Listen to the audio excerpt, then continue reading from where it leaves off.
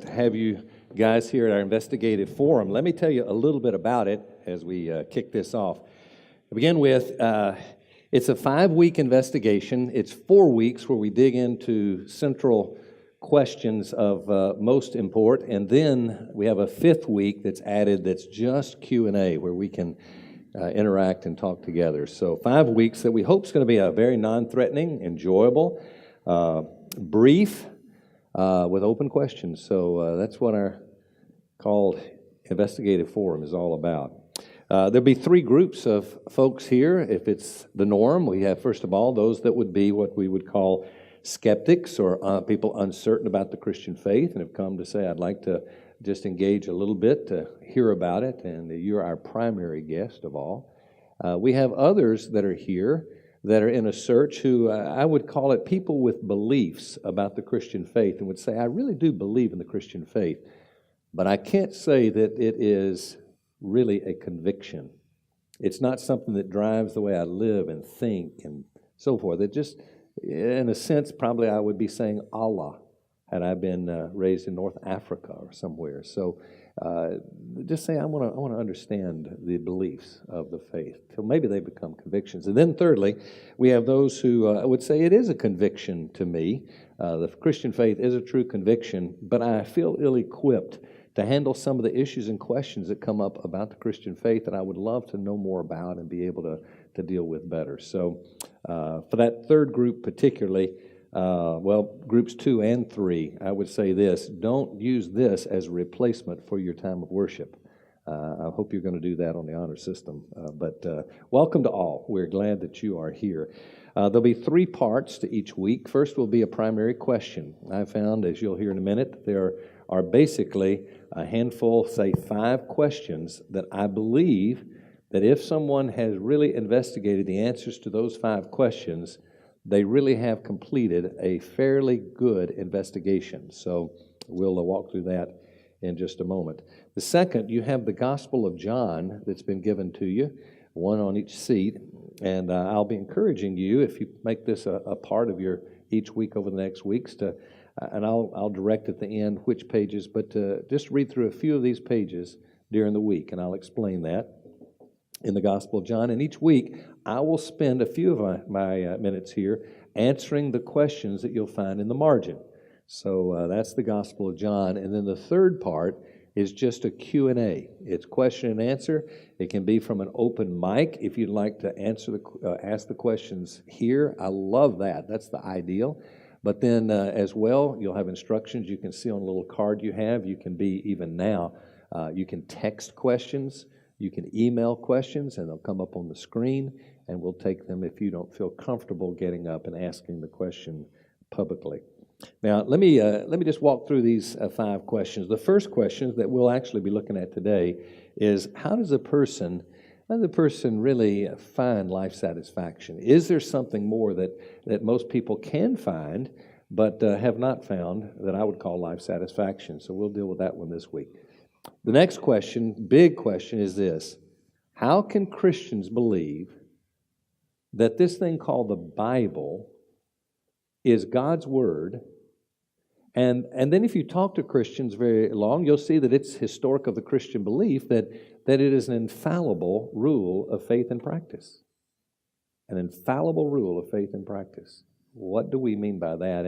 And how can you believe something written that long ago, first of all, could ever have been, but even if it was, remains such that you can still say, here is an infallible rule for faith and practice? That's the first question. Second question. The third question, I think of most importance, is this one. This is the challenging one of all. That is, how can Christians believe that all people, including moral religious people who are outside the Christian faith, that every other person deserves to be separated from God forever and ever, for all eternity? How can Christians believe that? The next question is, I think, so relevant because it's the question that really gets down to the heart of it all, and that is, of all the religious leaders that have ever lived, how can we believe that Jesus is the one and only way to find eternal life? Everybody else, you just have to say, nope, not a way to God. This is the one and only way. Then you come to the final question, which is, if you found merit to the answers of the Christian faith in the first questions, then you'd want to ask this question: what does Jesus say is required to have eternal life? So those are the questions that we'll be taking each week as we walk through this. So let's start with this first question, and that is, how is it that you find life satisfaction? Is there such a thing, and how do you find it? I have had the privilege over the years of meeting with hundreds and hundreds, primarily men, but men and women, but I've met with hundreds and hundreds and hundreds of people to interact with them on life and faith. As I've done that, I've noticed this: everybody is looking for the same thing. They really are. Looking for the same thing. There's a sense in which everyone's in a race to put some kind of puzzle together. And the problem is, as they're trying to put the puzzle together, it's not making sense, because it's as if there is one piece that's missing and they can't figure it out. It just doesn't ever quite make sense. I'll illustrate with a story. I was in my office one day, and my assistant interrupted me, and she said, "Randy, I think you need to meet with someone waiting right now that wants to see you." And I said, "Well, I'm actually in the middle of this right now. Tell me what it is." And said, "No, I think you need to go ahead and meet, because it's a lady who she is saying she's about to take her life." And so I said, "Okay." So she came in, and I sat down, and I meet Judy, and Judy begins to tell her story. I said, "First of all, I need to know, why are you here talking to me? Do you go to church here?" She said, "Well, no, but I have a son and a daughter-in-law who are adults. They do come to church here." And so she went on to tell her story.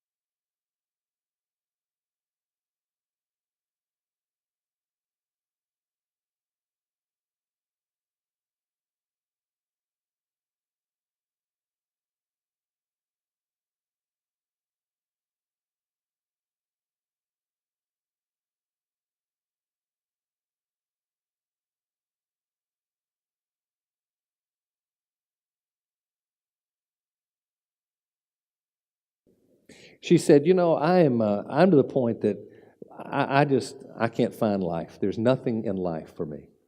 And she told her story that she was about to take her life. And I've had plenty of people in my ministry years to say, "I'm about to take my life." And I have to say, the majority of them, I don't believe will ever take their life. Always can be surprised, but most would not take their life. This situation, I said, this lady is about to take her life. She was almost excited about dying just to get end of life. I said, "Well, explain, what are your problems?" She says, "That's my problem. I have no real problems. I'm happily married to a very good man. I have 2 grown children, and they're fine children. I have outstanding health. We have plenty of money."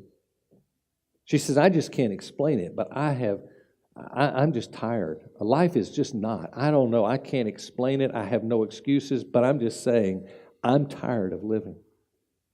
When I heard her story, I had to think. In fact, I voiced it in a kind way. I said, "You really are further along than most people in life, because what you've done, in a sense, you've tracked the internet of life, and you've come to the end as far as you're concerned, and you found no answers."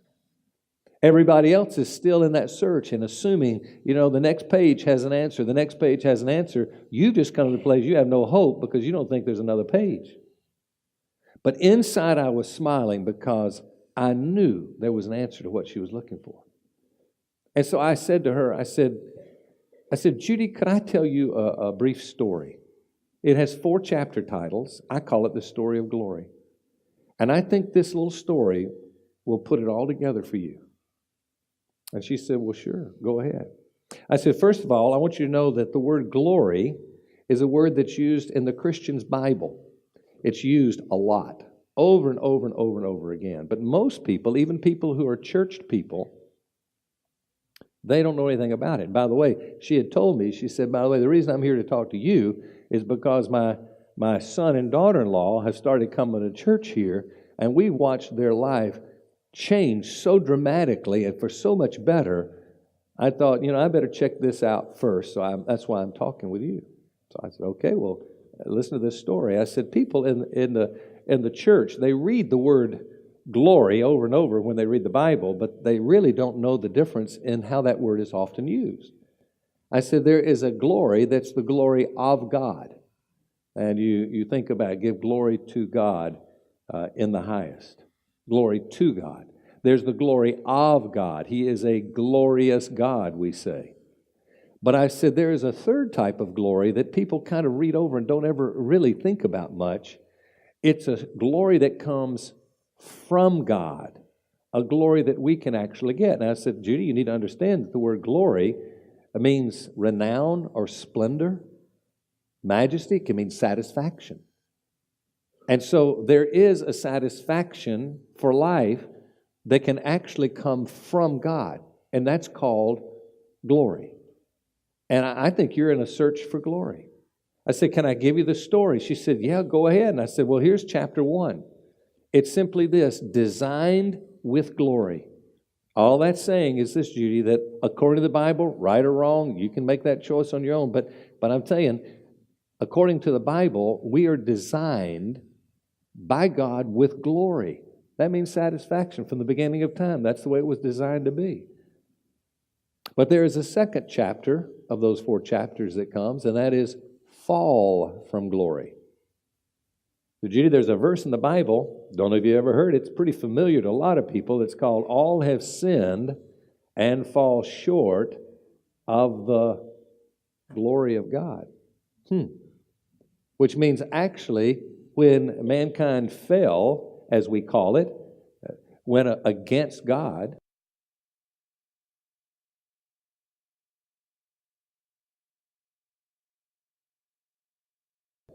call it sin, whatever you want to call it, at that point, stripped of that glory that we long to experience. So that takes you to the 3rd chapter, Judy, and the 3rd chapter is search for glory. Search for glory. I explained to her, I said, you know what, Judy, you know what life is like for most of us? What we're doing is we're going really from garbage heap to garbage heap. We go from toy to toy. We go from fix to fix. We go from a relationship to relationship, and all along thinking there's something out there. We come out of the womb saying, what is it out there I need to play with, I need to have, there's something, and we're going for it. And we do find some satisfaction. I'll use the word, it's satisfaction when we get that new vehicle, or we get that new job, or we get that new person, or we get a new applause that we've not given. But the problem is, Judy, it just doesn't go very far.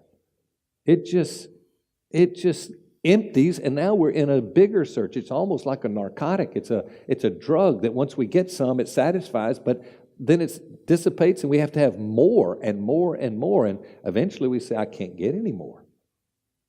I've searched everywhere. I never forget, I was having a series of weeks, and I was spending walking through these same questions with a friend of mine. I just met this man, and we'd come, to spend a little time together. He wanted to investigate, and so I was working with him once a week, and we'd gotten through, and this man's life literally turned around. I mean, if you saw that man then and you saw him now, you wouldn't recognize. There's so much difference. Talk to his wife, she'll tell you. But Anyway, he had been on a little overnight with a friend and their wives, and they were up at their friend's place in the mountains up in North Carolina. And the men were out on the balcony that evening, and the ladies were inside, and they were just talking. And the man that I don't know at this point turns over to my friend, and he says, "Can I ask you a question? Are you satisfied with life?"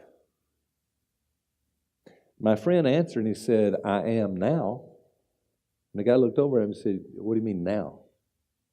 He said, "I don't know. It's kind of a long story, but I've been meeting with a new friend, and he's kind of helped me see some things that I found something that I've always been looking for, and it's really brought me satisfaction that I've never had before."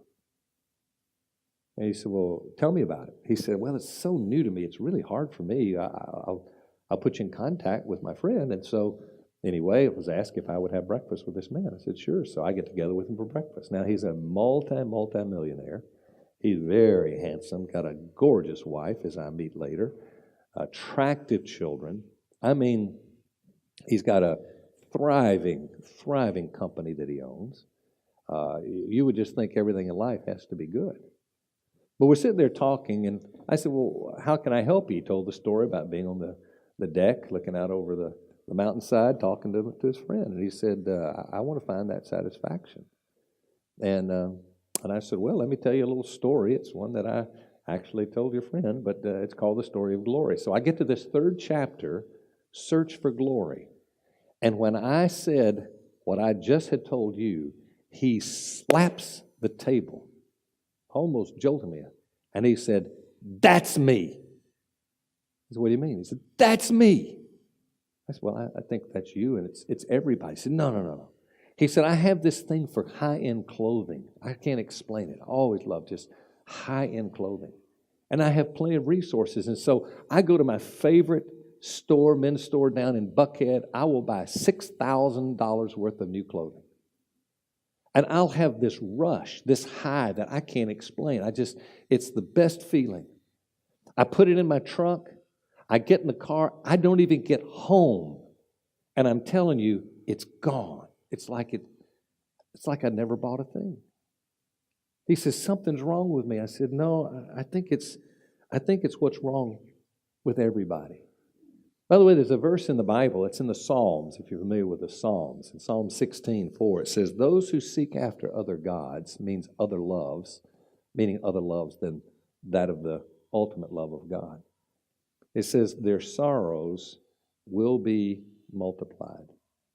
I don't know if you happened to see, I saw it on a video of an interview with Tom Brady, and the quarterback of the New England Patriots, probably the most successful, honored quarterback of all in the National Football League. And the discussion went like this.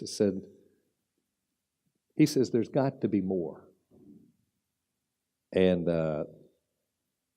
his response is, he says, there's got to be more. And the person says, "What do you think it is?" And his answer was, "I wish I knew. I really wish I knew." So I had this opportunity to tell Judy, I said, "Judy, there's a fourth chapter, and that's the good news. We're in a search. We're all in a search. But the good news is there is a chapter 4, and that is discovery of glory." Discovery of glory. I wrote in my journal, "That which I am convinced to be the truth." It's based on a scripture and an experience that I've had. The verse comes out of Colossians, and it says, "And Jesus is the hope of glory." Isn't that interesting? Now, is he really the hope of glory? That's what everybody has to decide on their own. And but I wrote in my journal these words. I said, "If Jesus is the hope of glory, the pursuit of satisfaction from mere career success, marital happiness, sexual pleasure, or even religious endeavors is all in vain." And I really believe that. Discovery of glory. So I want you to know, as we walk through the things we're going to be talking about, it is going to be I hope, very clear to you that I will not approach this as a debate about Christianity, because I'm not here to convince anybody that Christianity is what it claims to be. What I'm here to do is to serve as an asset to you if you find it helpful. I don't ever want anybody coming here if they say, well, I feel like I need to be here. I say, no, don't do it for me, don't do it for anybody else. I'm here to help. And I'm not a brilliant man. I want you to know that. I'm probably, if you can come out of a little town like Gadsden in the state of Alabama and even be average, I don't know. But I'm probably that guy, all right?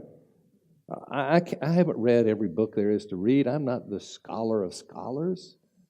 I've done a lot of study. I've done a lot of reading. But I'm telling you what, I do not put myself up as here's the apologist. That's a term for someone who can defend everything about the faith and challenge the Bible. And I've already researched it all. I can tell you the answer. That's just not me.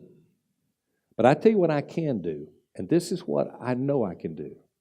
I can give you a healthy representation of what Christianity actually believes and what it's all about.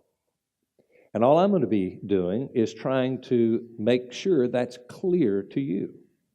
And if somebody comes back and says, well, I don't believe that, and I just don't think you're right, I'm supposed to say, well, good, don't believe it. Maybe it's wrong. I don't have a handle on everything. I mean, I don't have the brain or the person to say, look, nobody can be smarter and know more than me. That's not true. I know better than that. So that's what I'm offering you, is just to hear these are the answers I think you're going to find that are going to help you understand the Christian faith pretty accurately. Now, in light of all the universal desire for satisfaction, I became convinced that people needed to understand this thing, and I put it together as a diagram. Let me show you this. I just call it an investigative diagram. But is this not the coolest board you've ever seen? Now, I'm not sure why that one didn't change. Is that supposed to change up there? Okay, very good. All right, let me just show you this diagram and see if this makes sense to you. I did this with Judy, and I did it with my friend that I was talking about, but I'm going to put a box here, and I'm going to let this box represent mankind, just in general, all right? I'm going to base what I'm going to say on the Bible, but we got to wait till next week. I mean, why would you believe the Bible is God's word without error? That it really is, I don't know why somebody would believe that unless they've had some instruction to say, wow, well, I didn't realize that. I didn't know that. We'll get into that next week. But just kind of assuming, just so you know where this comes from, we really have three different drives. And I'm going to put these drives in arrows. Strongest at the top, which is a spiritual drive. Did you know that there is not a culture in the history of mankind that does not have religion? I'm going to suggest the reason for that is innately we know that we're not the ultimate, that we had to be designed by something beyond who we are. And so that's a spiritual quest to find out, is there a God? What's that God like? And so forth. This second, I'm going to put just INT, intellect. That is, we have a quest. Everybody naturally has a quest to find out what is true and what's not, what is and what isn't, and so forth. And then this last one, I'm going to put a little physical, PHY here, that stands for physical drives that are very normal and good, drives such as food, drink, sex, just normal, good drives that people have. Now, according to the record of the Bible, everybody has gone against God. So I'm going to put that little squiggly line. Out of all the hundreds and hundreds of people that I meet with on an individual basis to talk about this, I will say this, that I have yet to meet one person who said, we are perfect, or I am perfect, I have everything together, I never make mistakes, I never do anything wrong. Whatever their thought of belief is, they all say, yeah, I got shortcomings. Well, that's that little line. Now, prior to that line, I'm going to suggest that man has, because this is the way, according to the Bible, man is designed to have the strongest of all drives to be the spiritual drives. It leaves three things. The first, I'll put a P, which stands for purpose, a reason for getting up every day. A real reason to say, I know why I'm here, and I'm excited about what I'm here about. That's purpose. I'll put an F, which stands for freedom. Now, I want you to think, as I'll use this word several times in the investigative process, I want you to think of freedom as not the license to do anything you want to do. That's what children think freedom is. I want the freedom to do anything. No. Freedom is actually the power or the ability to do that which you know you should be doing and are trying to do, but maybe you just can't find the way to do it. That's called freedom. And thirdly, I'm going to put an A, which will stand for assurance, meaning that if we believe that there is something after this life, and the vast, vast, vast majority they've done surveys for hundreds of years now, and it's way, way, way up in the 90s, whatever. Most people say there's something beyond here. I do believe that. And people say, if there is, maybe I'm wrong, maybe there isn't anything, but if there is something, I want to be okay at that point. I don't want to be rejected. I want to be in good standing. So these are the commodities everybody wants, and I'm convinced that according to the Bible, that this is what it's designed to give, this order of purpose, freedom, and assurance. So, as a result, after this line of going our own way against God, as a result, this is what I see happening. The spiritual becomes less than the physical, and as a result, we don't have the purpose, freedom, and assurance that we've been designed to have. And we know something's missing, so the search begins. So what we do, I did this for sure, I bet many of you can relate. We add on, I'm going to just put a dotted line there, and I'm going to call that a pseudo-spirituality, meaning that we know that we need to do something to make things a little better, so we try to be good, we try to be religious, moral, we add on something, but we know that doesn't work. It just doesn't work. Now, this could be a continuum of 100 boxes, but I'm going to put just one more box. Unless something turns this thing around, what happens is you see the spiritual drive begin to diminish. So I put a dash there to say it's breaking up. Now we begin to question, is there a God? Can you know that God?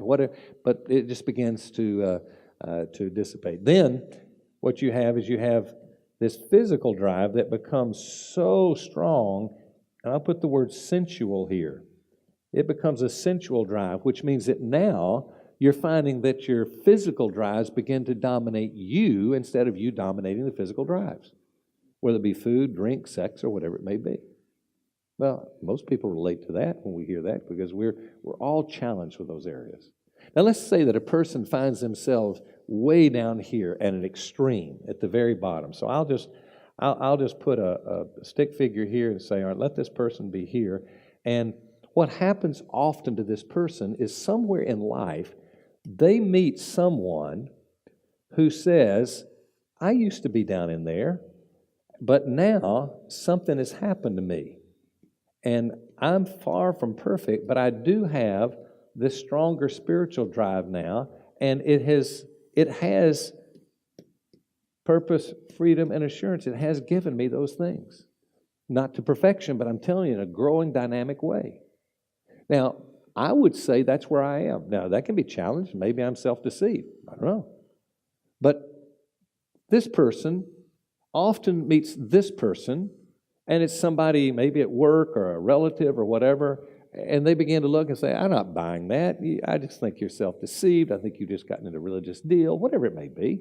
They say, I'm not buying. And then something happens. And they watch this person go through maybe a terrible life crisis, maybe loses a child or something of the worst imaginable thing, and watches with deep grief, but an unusual sense of peace and calm and even joy, and go, wow, I've been convinced that maybe they are convinced they have something, but now I'm beginning to wonder, maybe they do. And they begin to ask the question, if that be the case, how do you get from here to there? What is the answer? Well, I'm going to tell you what the answer is not. For you that are, I'm going to use the word seeker from here on, meaning you're just seeking answers to the Christian faith, to understand Christianity. I'm going to say this to the seeker. As you think about the answer to this, it is not, I want you to know this, it is not church. It's not walking down an aisle at the end of a service and particularly being emotional at the end of the aisle, praying some kind of prayer when you get to the end of the aisle and assuming, okay, there it is, voila, now it's not the answer. It is not the answer. I've done that. Many of you have done that. And you know it made no change whatsoever. 2 weeks later, done deal. No, that's not the answer. Now, I'm convinced, and certainly the faith of Christendom is convinced, that the answer is found in the person, and the person is that of Jesus. Now, that raises the huge question. It is the question of all questions in investigating Christianity, and that is, who is this Jesus? And that's where the heart of investigation really has to take place.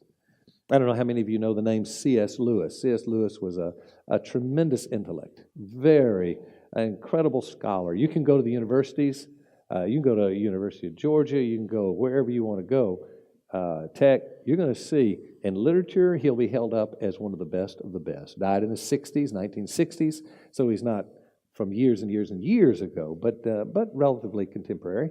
But C.S. Lewis was an Englishman and was known for his intellect and so forth, but he was a self-proclaimed atheist, and then I think later agnostic. But in his own mind, he would say, I'm not buying into the God thing. He wouldn't do it. As it happened to be, he became, now, by the way, C.S. Lewis, if you're not familiar with him, wrote the Chronicles of Narnia. Many of you will be familiar with The Lion, the Witch, and the Wardrobe, or some of those, and it's been on the theaters, in fact. In fact, there was actually a movie made on his life that was on the theaters. Outstanding movie. But anyway, here's this man, and he is where he is at this point, and he becomes great friends with Tolkien. You probably know the name Tolkien, R.J. Tolkien, who was the author of Lord of the Rings, another great intellect. And they began to meet at the pub and talk and interact and so forth. And in doing so, Tolkien challenged him and said, you need to investigate Christianity. And he took the challenge to investigate. Now, not like you and I would, because he goes to the annals of history and he goes into the libraries and does all the research and so forth. Well, long story short, he becomes a follower of Jesus. He ends up writing a little small book called Mere Christianity that's become a kind of a classic of all Christian books and designed for the intellectual. But in there, he makes an interesting observation. He believed that everyone should have the opportunity to investigate Christianity. He was very committed to that. But he said, in one's investigation, if you want to be intellectual about your investigation, you only have three choices in determining who Jesus is. He says the first is, he could have been, and I'll put the word liar here. He could have been a liar, meaning he claimed to be God. History tells us that. And maybe he knew that he wasn't, which would make him no different than a liar. Or, on the other hand, he could be a lunatic, meaning he claimed to be God. Maybe he thought he was God.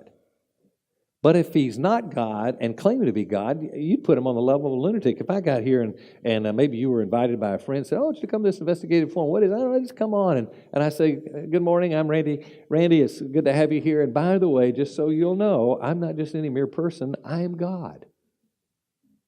You'd be gone as a mass. You'd say, guy's crazy. Well, maybe he was a lunatic. Or, number three, maybe he was Lord of the universe, exactly who he claimed to be. Now, Lewis goes on to say, some people want to add a fourth category called legend, but says that's where they lose their intellectual ability at that point to say, I'm doing intellectual. He said, it's not. No, we know better than that one. So he says, you really have these three.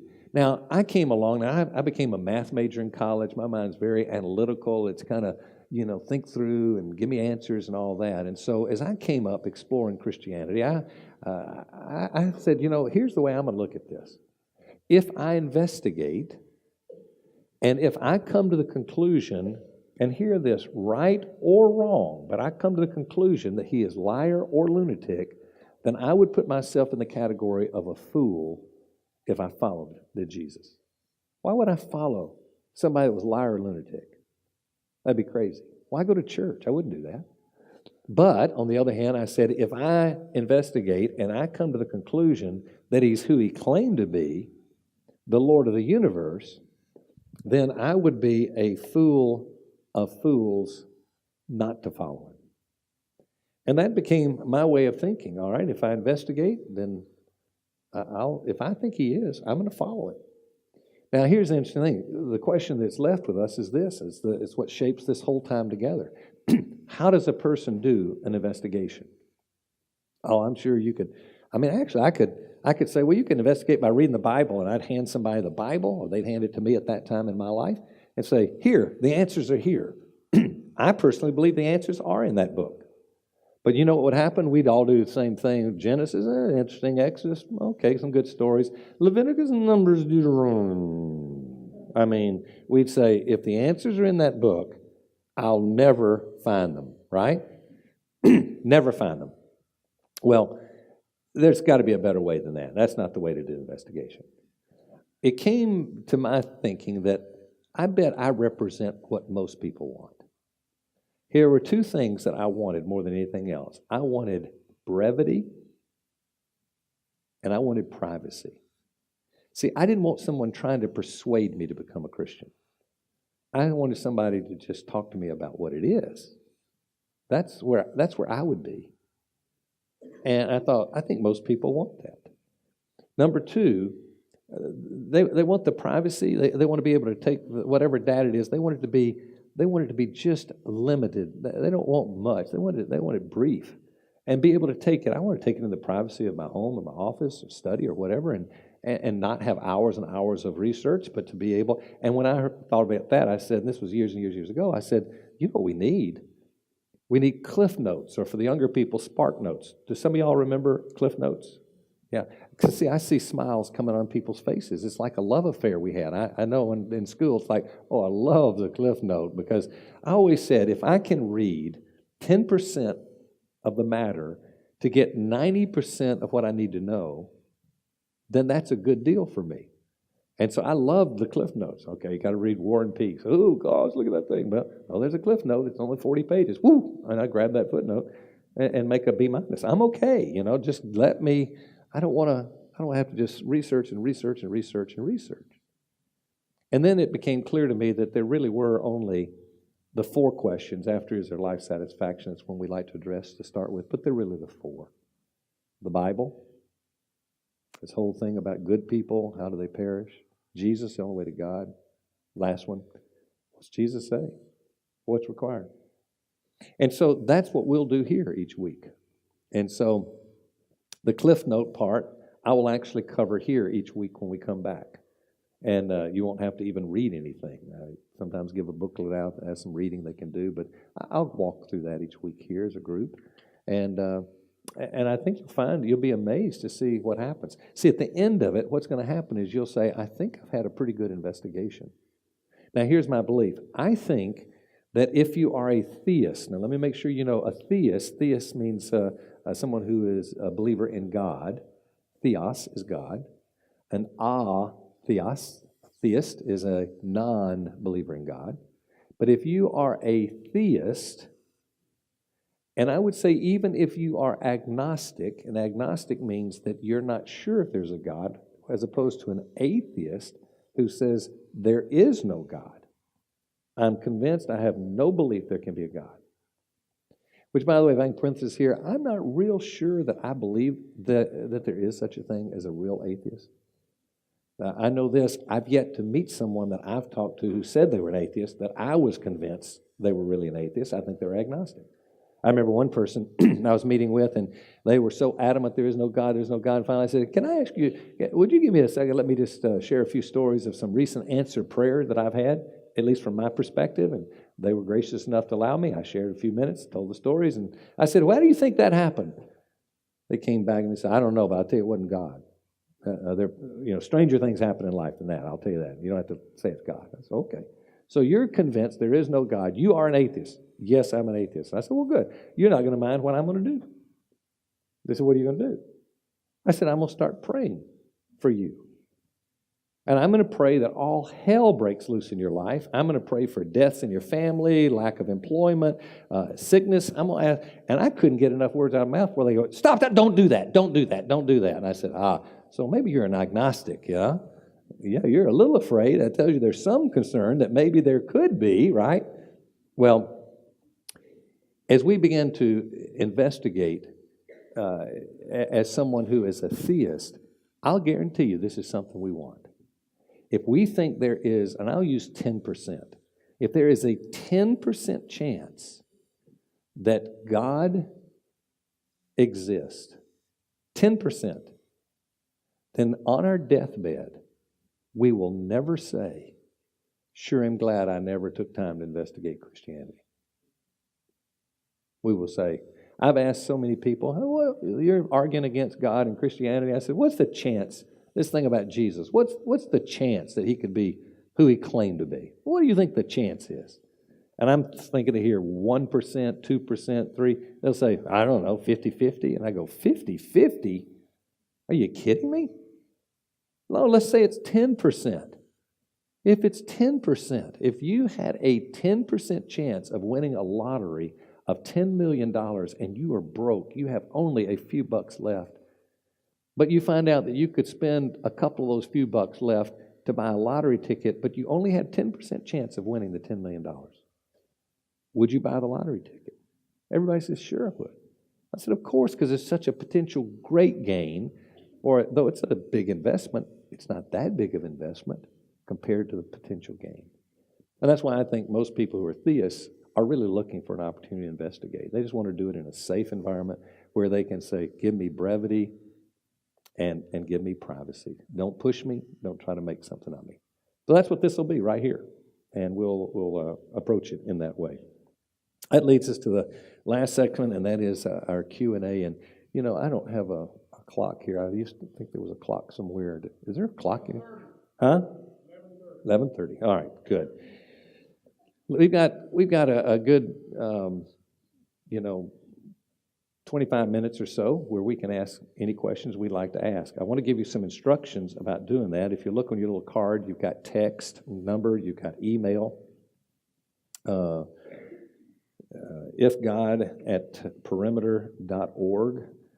I'm going to ask that we follow this, though, as I realized at one time I just took from the floor and the floor and the floor and the floor, and then people said, hey, I don't want to ask a question, but I'll never get an answer if so many people are asking questions from the floor. It's amazing we do this twice a year. It's amazing. One group is just question from the floor. The next group, very few questions. I don't know. I never understand why. But I used to do the questions from the floor in exclusion until we ran out, then but some people said, hey, I'll never get my questions. So what I'll do is kind of go back and forth. If there's somebody on the floor, we'll take that first. And if there's a question, fine. We have microphones. They'll be so everybody can hear the question. Because, by the way, this will be such that on Tuesday noon, if you had a friend that you would like to kind of view what we did today, this will all be online. I'll tell you how you can get it. And that way somebody can come and be caught up to where we are instead of coming in brand new. But I will ask that if you have a question, when I ask for the questions, if you would raise your hand. I'm going to ask the honor system on this one. There's always somebody that wants to wiggle through it. If you are a Christian, please do not ask the question. If you're here seeking because you don't understand the faith and that's who I would like to have the floor, all right? And if you don't mind, if you'll just put a question up, you can send one in electronically, and if you send one in electronically, you can just don't put your name, just say Christian, and we won't even have to put that up on the thing, but we'd like to know that so that those who are the real seekers get the first answer to the questions, okay? But I'll ask that the Christian community let this be a time for those. And by the way, and I would put that in category if you say, I'm just not sure if I'm a Christian. I don't know. I'm not going to say I'm not a Christian, but I don't know that I am. I'm just still in the investigative process. So hopefully we can do that. So with that, let's start with, hopefully you're already texting or already putting some emails up. And if not, we'll cut this first one short if there are no questions. First week's the harder one to get going, but anybody have a question you'd like to raise your hand? Anything. You know where we're headed to. So, yeah, question right here. Right here. There's one back, and then we'll take you, okay? So good. Hey. So you mentioned the thing towards the end about 50-50. Yeah. People saying 50-50. And sort of the risk versus reward. Do you have any thoughts on the risk versus reward of basically what if Christianity isn't true, but Christians are telling the rest of the world that it is? Yes, that's a great question. Great question. And by the way, maybe that's happening. You know, if that is happening. So what's the answer to that question? Here's the way I look at it.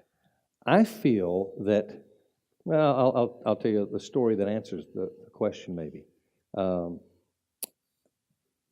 I'm meeting with a young man, I'm saying in his late 20s, very bright, scholarly young man. And there was a confusion between his dad telling me that his son wanted to meet with me. And I told him, well, have him give me a call, but only if he wants to meet with me. You know, I would not want him to think some old preacher's, running after him. And so I never heard anything. His dad told me the story. He wanted him to, I said, hey, if he wants it, he can call me. And I didn't hear anything for weeks and weeks. And then the phone rings, and it's this guy. And actually, it was a text. And he says, hey, I'm son of so-and-so. And we might be able to get together for lunch or something like that. And so we scheduled our lunchtime. So I sit down with him over lunch. And so we're sitting there, and I said, how can I help you? And he says, I don't know. How do you want to help me? I said, what do you mean? He said, I don't know. Dad said you wanted me to meet with you, and I told him I would. I said, so you didn't want to meet with me? He said, no, I don't want to meet with you. I'm not, that's not why. He was nice, but he didn't want to. And I said, well, lunch over. I mean, we'll just finish eating, and there's nothing about that and whatever. And so we were just going to kind of leave it there. And he says, by the way, you do know that I'm an atheist, don't you? And I said, no, I'm always intrigued when I meet with atheists. I said, are you sure you're an atheist, not an agnostic? He says, I'm an atheist. I said, okay. And so as we talked, I said, you know what's so cool about you and me? I said, we're both in this thing very similarly. And he said, what do you mean? I said, well, I see that I'm a gambler. I think everybody's a gambler. Because every day I wake up, I am gambling. I have no proof to say take this to the court of law, and this is proven that my faith is real, that Jesus is who he claimed to be, whatever you want to call. I'm making a gamble every day that God is who he claimed to be, Jesus is the Son of God, and that he will take care of his people. I gamble every day that that's true. I said, you know what you're doing? I'm a man of faith. I'm a man of faith. You know what you're doing? You're getting up every day and you're gambling every day that there is no God and you live life the way you want to live it. There is no restraint on you from any God. Live life. You're getting up and you're gambling every single day. I said, you know what? We're both men of faith. We're putting our faith in a different thing. And you know what? When I answer now the question of what if, okay, what if? I know this when I look at the statistics of what happens to just people who are churchgoers, and that's a negative thing for them because most churches are pretty, and I'm a pastor, but I mean, the church I grew up in, oh my goodness, churches I come in contact with, I go, it'd be better not to go to church than go to that church. But still, nevertheless, statistics show to the degree that somebody exhibits their religion on a regular basis, call it going to church, whatever, people that are followed the faith. And most people in America would say that their faith is Christian among others. They're certainly not all. But those that do, incredible the amount of peace. The surveys show they have better peace, they sleep better, they this, they that, well, not exclusively, but if you go a step higher and say if you pray every day in a very personal way to God, if you truly pray to him, then here is the unique bump that they have in terms of their life. So I look at that and I say, you know what? It's not messing up people bad. It's not just, there are some little extreme weirdos out there, but I'm talking about the mainstream. I don't see, if I've talked to 100, let's just use 100 people in the last whatever, who have actually put their faith in Christ and come to believe and follow. My experience, doesn't mean it's true there, but my experience is 98 of those, I don't know, 90 whatever, will come and say to me, thank you. Somebody just came up to me beforehand out here in the lobby and just said, by the way, I actually know it was back here. We were talking about what the difference. I said, I want to thank you for what's happened in my life. Just from the fact I started coming to this church and found faith, and just shared that story with me before this started. So I look at it and I say, man, you know why I did not? I was heading into dentistry. My dad made an incredible offer. He had a new building with room for me. I'm heading toward dental school, and there's going to be a dentist in. He said, man, you'll have 100% profit the day you start work with me. I'll give you half my patient load. We'll open the doors to new patients. It'll be full, and you'll have no overhead. It'll be profit day one. I'm heading toward dentistry. I like money too. And I'm heading there, and you know what? The one thing that stopped me? I started seeing how many people that were coming to me saying, you met with me, and you helped me understand the faith of Christianity, and my life is so much.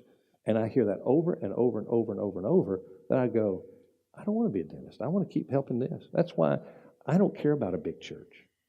I really don't. I mean, big church is not, in fact, I'm not impressed with big churches. This happened to become big, but it started with, nobody. It just used to be small, but, you can't stop it. It'll keep growing. We keep planting churches, but I'll tell you, I'm not impressed with big church. You know what I love to spend my time with? Meeting with somebody over lunch. I'm meeting with two guys right now. I just met them. And I said, I'd much rather one-to-one share the good news, because I love seeing what happens in their lives. So I can't say that's true with everybody, but I'm saying this, I don't think I'm doing a disservice, even if they found out at death there's nothing. I think they'd say life was far richer for me. But I'm convinced there is, and therefore I'm making the gamble, and I believe in it. I don't think I'm gambling. My gamble, I feel, is no real gamble for me, but let's say it is. But everybody's a person of faith, so that'd be an answer. So good question. There was another hand being raised somewhere over here. Did I see another hand? Well, let's go to this. Do we have something on the screen? Okay, let's put something up here. Isn't life more about finding peace, inner stability, and tranquility rather than satisfaction? Well, it may be. I think of that as if I found inner peace, inner stability, and tranquility, that would be satisfying to me. If you don't think those are satisfying, or if they are satisfying, yes. So I don't have any problem with saying maybe the word's not right. So that's just a term I'm using, and I think of that as having peace, inner stability. But I certainly am not trying to say that if you get satisfaction in life, that means everything in life goes well for you. In fact, I'll be the first to say you're going to see that in the week, not next week, but the next week. Bad things happen to people of faith. So it's not like, our circumstances all turn better. That's not really true. I think it is the inner heart that changes. So good question there. Another question? Any question there? All right, question right here. Good. Get a mic to you. Hold on just a second. Let's get the mic. That way everybody can hear it, and I don't have to repeat it about that. There you go. Okay. Good. You mentioned that C.S. Lewis was a scholar, and I'm sure he encountered other Christians, yet he had never converted to Christianity. Yet Tolkien did something a little different. Obviously, he must have been impressed by something that Tolkien was doing or the way he was living his life to change his way of life and consider Christianity. What was the difference? You mean, what did he say? What did he say or do? Yeah, I don't know. I don't know. My reading just said that he was challenging him to consider Christianity. They'd meet and talk about Christianity, but I don't know the detail of that. I wish I knew, but I just don't know the story on that too much. I don't know if anybody here knows the answer to that question, but I'll do this. I'll try. If I can find somebody that knows that answer, I can research it or whatever, I'd let you know, but I don't know. By the way, you're going to hear me say I don't know from time to time because I really don't know everything. But it's a good question. I just don't know. We got a question right here. Yep. I was going to offer, the answer to that. Okay, yeah, Bob. Tolkien said, you have such an imagination in your writing and such. Don't you consider that everything that you call a myth, Christianity a myth, that actually each myth of man is an attempt and a groping after a reality of God? And that started him thinking. And as he processed that, he gradually considered Christianity and became a Christian. Very good. Thanks. Thank you. Good. Good. All right. Another. Oh, we'll go to the screen. You got another on the screen? All right, we got another. Let's see. In Genesis, the Bible says God created the heavens and the earth in 6 days. How do you reconcile the era of dinosaurs, Adam and Eve, and Genesis in general? Yeah, you know what? Firstly, you need to know this. There are Christians who, I don't think either camp should be criticized for what they believe, because nobody knows, but there's the young earth theory and there is the long earth theory. Some and many that are more profound about their belief are going to say it's a short earth theory, that there's just not that many years and so forth and so on. And then there's the long earth. I happen to believe in a long earth. That's my belief. And I don't see any contradiction. We may get into some questions coming up through the weeks about creation and evolution, but I don't see the conflict in the dinosaur, the age of dinosaurs, and whether it was the great flood that brought the dinosaurs to an end, which is a very reasonable theory and belief. Nobody knows because nobody who's living back there is still alive, but the fossil evidence and all says there are dinosaurs, and the belief is from so long ago, and I have no problem with that at all in reconciling the scriptures with the long earth theory. So if you do hold just to the short earth, I think you got some challenge you need to think through there, and I think there are some answers there. I'm not saying there are not some answers to that question, but I don't even deal with those so much because I'm more of the long earth theory. So I don't think it's a discrepancy at all. All right. No more there? All right. Any more on the floor? If not, we'll wrap her up. Any other questions? All right. Let me give you a quick word here. As you look at your Gospel of John, you'll see at the right top, you'll see John and a number. And if you would go through chapter 5, now, if you don't, you're still welcome back. But I will tell you this. If you want to make this an investigation, you really do want to investigate, I will promise you there's a reason why this is true. I'm telling you, I've seen this so many, many, many times. There will be such a difference in your investigation. It will have such a much more profound impact if you read a little bit of John in the 5 chapters that I've asked you to read each day between now and when you come back.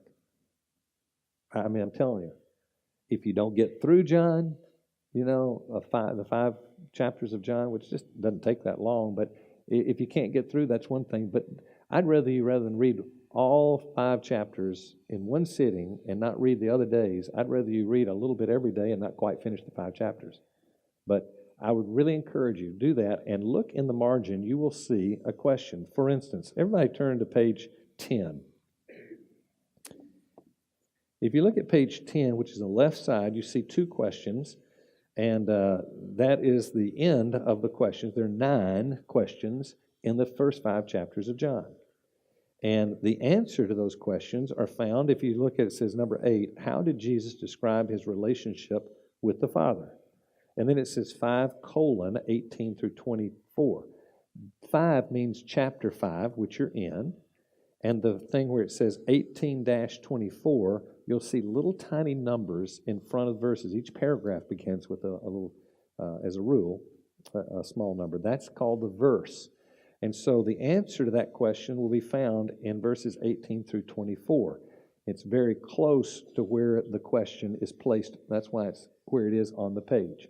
So I would encourage you to do this, whether you write down the answers or not, your call. But I would try to see, can I find the answer to those questions? That will cause you to read with understanding. You will understand more because you're reading with looking for something, all right? So I would encourage you to look for those answers. And then, though we won't take each question, I'm going to take in the second segment of each Sunday morning, I will take a few minutes and bring you some things out of those questions that you will probably not have seen. And I'll make a bet that when you get finished, you'll go, wow, I understand a lot of the Bible I never thought I could figure out. So that'll be hopefully an outcome that we have as well. So the goal here is just to investigate and hopefully this will be helpful to you. If you've got friends you'd like to bring, again, you can go on perimeter.org/if answers. Is that right? If answers, that's it. So, have them check it out Tuesday around noon, at least early afternoon. It should be up, and you